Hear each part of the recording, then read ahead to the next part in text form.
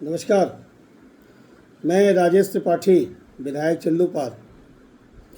इस समय बड़ा हो हल्ला मचा हुआ है कि समाजवादी पार्टी के राष्ट्रीय सचिव और चिल्लूपार से कभी 2017 से 22 तक विधायक रहे श्री विनय शंकर तिवारी को ईडी पूछताछ के लिए ले गई है और उनको जेल में डाला गया है। रिमांड पे लिया गया है, शायद फिर हो सकता है रिमांड पे ले। बड़ी बेचैनी है इसको लेकर के। पहले तो 3-4 दिन तक तो समाजवादी पार्टी वाले एकदम मौन हो गए थे, उनको समझ नहीं आता कि हम करें तो क्या करें। 3 दिन बाद अचानक अखिलेश यादव जी को, राष्ट्रीय अध्यक्ष जी सपा को याद आया कि नहीं, मुझे अपने राष्ट्रीय सचिव के गिरफ्तारी पर कुछ टिप्पणी करनी चाहिए। तो हाथा नहीं भाता एक लाइन की टिप्पणी कर दी। अब मैंने देखा कि कल कांग्रेस पार्टी के अजय राय जी प्रदेश अध्यक्ष को प्यार जग गया है। न तो कल तिवारी जी की, श्री हरिशंकर तिवारी जी की, न तो कल पुण्यतिथि थी, न तो कल उनका जन्मदिन था, न वो उनके मृत्यु पे कभी पुछार करने भी गए, न उनके गांव गए, न चिता स्थल पे गए। अचानक से मोहब्बत जाग गई अजय राय जी की और पहुंच गए हाथे में और तिवारी जी को माल्यार्पण कराए। जेल गए हैं विनय शंकर तिवारी, ईडी पूछताछ करे विनय शंकर तिवारी जी से, और माला पहनाया जा रहा है हरिशंकर तिवारी जी के 2 साल पहले जिनकी शरीर दिवंगत हो गई है, उनके चित्र पर माला पहनाया जा रहा है। राजनीति ये लोग कर रहे हैं, राजनीति की नौटंकी ये लोग कर रहे हैं। आपदा में अवसर खोज रहे हैं कि विनय शंकर तिवारी जेल चले गए, चलो बासी में घेराव करते हैं, चलो तिवारी जी को माल्यार्पण करते हैं। और दूसरे जो कहते हैं कि राजनीति कर रही है, ईडी का काम जो है वो राजनीति करना है। ईडी, आप फ्रॉड करोगे, जेल नहीं जाओगे।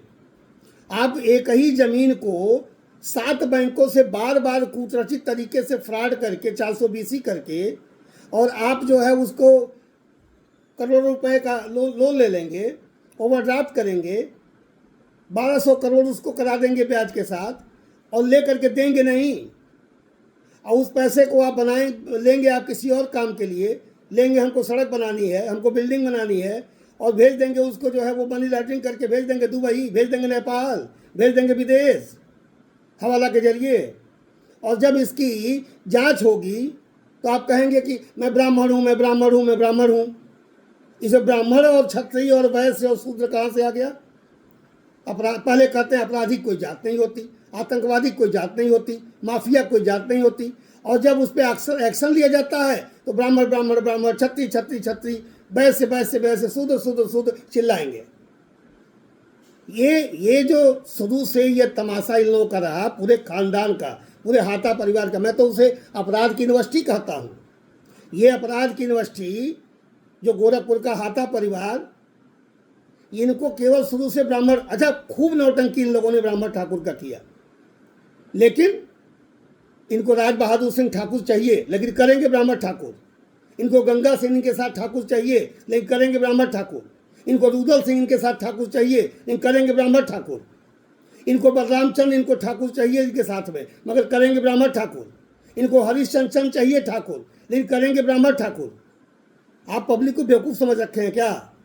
कब तक ये ब्राह्मण और ठाकुर की राजनीति की रोटी सेक करके आप लोगों को उल्लू बनाएंगे? गया जमाना वो। ये 21वीं सदी का युवा है। ये 2-4 जो सिरफिरे आपके साथ लड़के नई उम्र के घूम रहे हैं ना, उनका भी एक दिन आँख खुलेगी। ये ब्राह्मण ठाकुर का नौटंकी बंद करिए हाथा परिवार के लोगों। और अजय राय जी, आपसे भी कहना चाहता हूँ, कहाँ अचानक याद आ गया आपको? आप भी पहुँच गए अपनी राजनीतिक रोटी सेकने के लिए। आप कह रहे हैं कि जेल भेज के पैसा लेंगे। पैसा वसूलने का कोई कमीन है? ईडी की पैसा वसूलेगी? एक लाइन की बात है, फ्रॉड किया है आपने। एक ही प्रॉपर्टी को पहले एक बैंक में बंधक रख करके उसकी मालियत आपने कई गुना फ्रॉड करके बढ़वा करके एक बैंक से पैसा लिया, फिर उसी को आपने खतौनी में से वो अपना बंधक वाला मिटवा करके दूसरे बैंक से पैसा लिया, फिर उसी प्रॉपर्टी को तीसरे बैंक से पैसा लिया, फिर चौथे से पैसा लिया, फिर 5वें से लिया, फिर 6वें से लिया। 7 बैंकों से आपने एक प्रॉपर्टी का पैसा लिया। प्रॉपर्टी 100 करोड़ की ले लिया आपने 800 करोड़। बैंक वाला पैसा वसूले, कैसे वसूले? बैंक वाले पॉकेट से दें? या जैसे भी करे। और आतंक इतना रहा है, माफिया का बोलबाला रहा है, तो आतंक रहा है तो किसकी हिम्मत है, जो चाह करा लिया आपने। आतंकवादियों पर नकेल कसा जाता है तो आपको अच्छा लगता है, अन्य माफियाओं पर नकेल कसा जाता है तो अच्छा लगता है, और अब यहाँ बात आती है तो पहुँच गए आपकी। मैं तो ये तमाशा बंद करिए आप लोग। ये मामला 100% अपराध का, फर्जी का, घोटाले का है। और घोटालेबाज मोदी जी ने, आदरणीय मोदी जी ने साफ कहा है, चाहे जितना कोई भ्रष्टाचारी, अपराधी, रसूख वाला हो, वो बख्शा नहीं जाएगा। ये उसके तहत कार्रवाई है। कोई पहली कार्रवाई ईडी ने किया है क्या? इसके पहले सुरेश कलमाड़ी पे ईडी कार्रवाई नहीं की थी सीबीआई ने? इसके पहले चिदम्बरम जी पे कार्रवाई नहीं की थी? इसके पहले उत्तर झारखंड के मुख्यमंत्री मधु कोड़ा पे कार्रवाई नहीं की थी? इसके पहले केजरीवाल जी मुख्यमंत्री रहे, उनके कार्रवाई नहीं की थी? इसके पहले उप मुख्यमंत्री रहे सिसोदिया, कार्रवाई नहीं हुई थी? कोई पहली बार हो रहा है क्या? तमाम बार ये कांग्रेस के समय में भी जो लोग फ्रॉड करते थे, कुछ लोगों को बचाया गया, कुछ लोगों को नहीं बचाया गया। लेकिन ये एक स्वतंत्र एजेंसी है। हाँ, बिल्कुल सही है, हमने दिया था, हमारे पास जानकारी थी कि एक बड़ा घोटाला हुआ है, फ्रॉड हुआ है। उसमें योगी जी कहाँ से आ गए? जिस समय पहली बार महाराजगंज में हाथा परिवार के जमीन की कुर्की का अखबार में छपा था, तब तो योगी जी की सरकार नहीं थी। मारे डर के कोई बैंक वाले के कोई कुर्की, वो क्या नाम है, नीलामी के लिए गया हुआ था, बैंक वाले, अखबार में छपा था हरिशंकर तिवारी जी की संपत्ति होगी कुर्क, होगा नीलाम। मारे डर के कोई वहाँ महाराजगंज में गया नहीं। तो ये तो पहले से